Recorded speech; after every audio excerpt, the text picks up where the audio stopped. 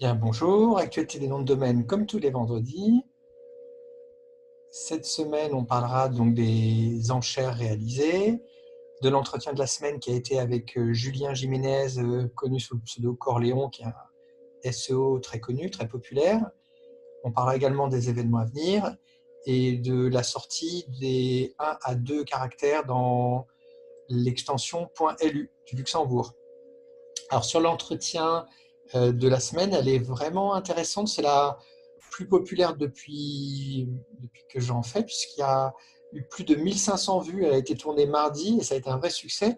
Alors pour le secteur du domaine, 1500 vues, ça ferait beaucoup parce qu'on est quand même un tout petit marché. Mais il faut savoir que Julien, qui connaît très bien le domaine, en fait son interview c'est une promotion pour notre activité, mais lui à l'origine il est SEO.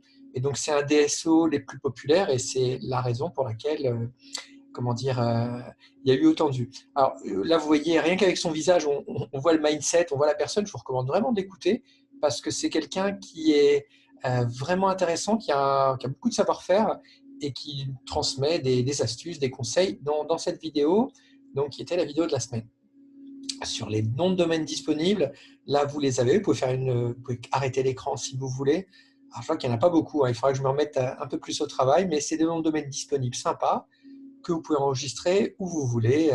Et rappelez-vous, quand vous êtes inscrit à la newsletter, vous recevez les listes 2 ou 3 heures avant que ça passe en vidéo. Donc les caractères 1 et 2 caractères en .lu, vous pouvez vous inscrire. Alors c'est le registre luxembourgeois, donc dns.lu qui organise ça. Si vous avez envie de faire un raccourcisseur d'URL, si vous avez envie d'avoir un nom très court, donc là les enchères sont démarrées, ça va monter forcément. Je crois que c'est jusqu'à la fin du mois. Mais voilà, c'est l'occasion de trouver des noms courts. Alors, je ne sais pas, par exemple, il y a e.lu, élu. Bon, je ne suis pas spécialement fan de ça, mais bon, c'est toujours l'occasion de trouver des noms de domaine courts. Et voilà, l'extension luxembourgeoise nous le permet en ce moment. Dans les enchères, il y a 2 semaines, je crois que c'était le 25 octobre, ça a été l'actualité de ce LLL.com. Donc, LLL, c'est 3 lettres. Et ça, c'est des sommes qui sont vraiment importantes. 100 000 $ pour KAU.com. Donc, ça a été beaucoup popularisé. Ça a plu aux domaineurs parce que finalement, ce genre d'annonce intéresse le marché. Il y a eu le même jour, je crois, epara.com. Ça doit vouloir dire quelque chose en turc de mémoire. Un joli brandable qui a fini à 58 000 $. Donc, pourquoi je vous les mets? C'est parce que c'est vraiment nécessaire quand vous voyez de telles ventes de surtout pas faire l'association entre la vente réalisée et la valeur d'un nom.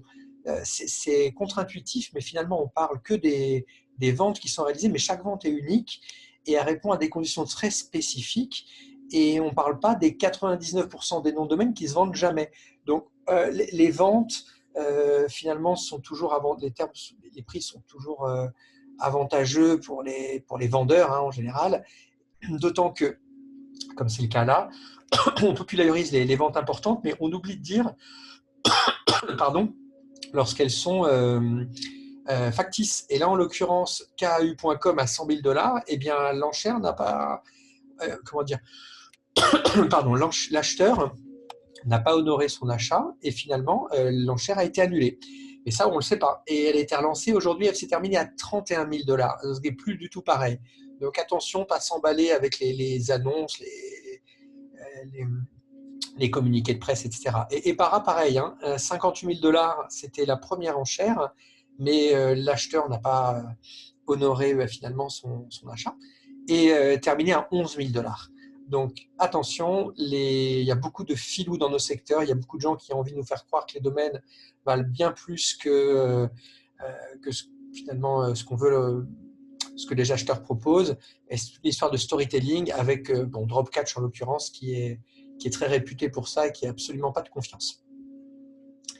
Je vous mets le logo de Forum MDD, c'est un forum où je vous recommande vraiment de vous inscrire parce que on sent un engouement pour les noms de domaine. Alors, les domaineurs, finalement, ils sont plutôt en train de disparaître, mais les SEO s'intéressent aux noms de domaine expirés, les juristes ont un très bon niveau, s'intéressent à tous les aspects aujourd'hui, les agences de naming, évidemment les éditeurs de sites. Donc, c'est un secteur qui est en train de prendre de l'ampleur Et Forum NDD, c'est un forum évidemment gratuit, avec des mordus, des passionnés, qui répondront à toutes vos questions et qui seront très contents voilà, de discuter sur les sujets qui vous intéressent. Alors pourquoi je le mets maintenant?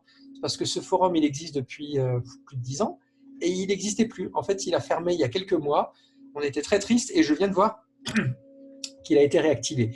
Donc très très bonne nouvelle, et pour motiver l'administrateur qui finalement, il a une team. Il faut savoir que quand on est domaineur, en général, c'est une activité vraiment à temps partiel, c'est plutôt un hobby.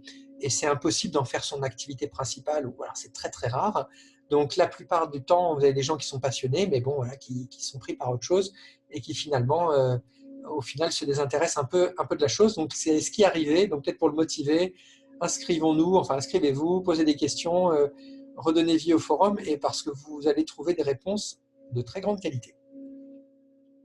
Sur les événements à venir, sur le site Rêve Domaine, vous avez plus d'événements.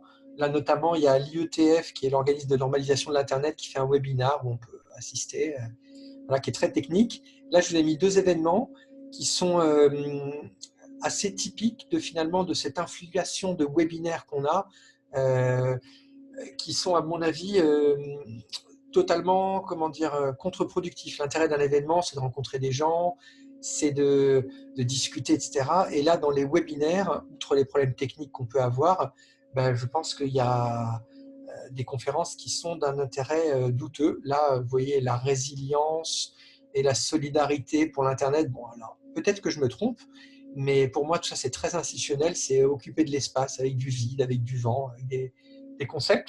Mais n'hésitez pas, si je me suis trompé, si vous avez un avis différent, je ne voudrais surtout pas imposer ma vue, le faire savoir dans les commentaires.